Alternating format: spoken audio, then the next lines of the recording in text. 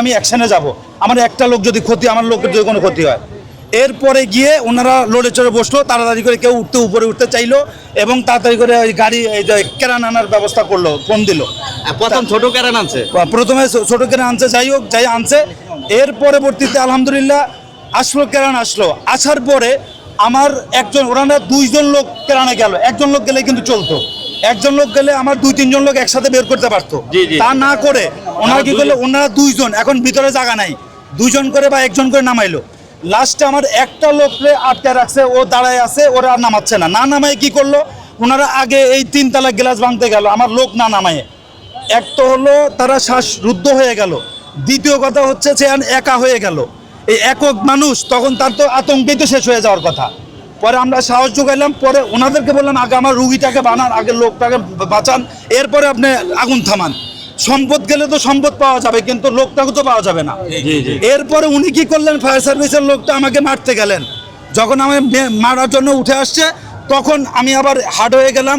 তখন আমার ভাইরা সবাই এগিয়ে আসলো, জনসাধারণ আগে আসলো, জোয়ার দিয়ে উঠলো। তখন গিয়ে ওনারা আবার ওই গ্লাস ভাঙা বন্ধ করে আমার ওই লোকটাকে নামাইছে। তো তারপরে আমি শুকরিয়া আদায় করি আল্লাহর কাছে যে আমার এই লোকগুলো বাঁচাইছে, নামাইছে, কিন্তু এখনো নিরাপদে নাই।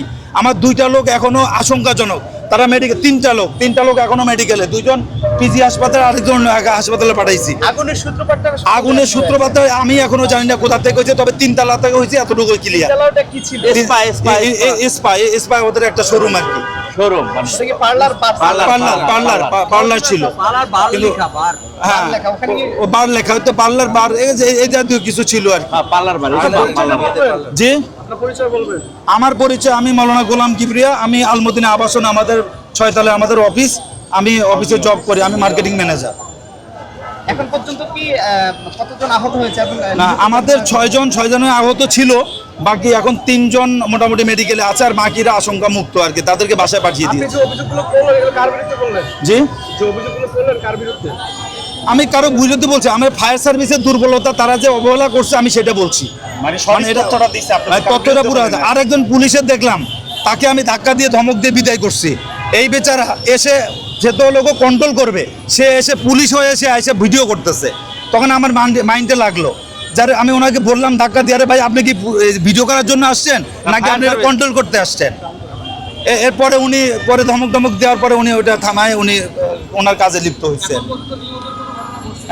নিহতের খবর এখন পর্যন্ত আমার জানা নাই, তবে একজনের কথা শুনেছি, যিনি উনি বেশি দূর বলে 4 তলায় সম্ভবত, এটা আমি শুনলাম, আমি দেখিনি এখনো। ওনাকে অ্যাম্বুলেন্সে করে নিয়ে গেছে আর কি, উনি আশঙ্কাযুক্ত আর কি।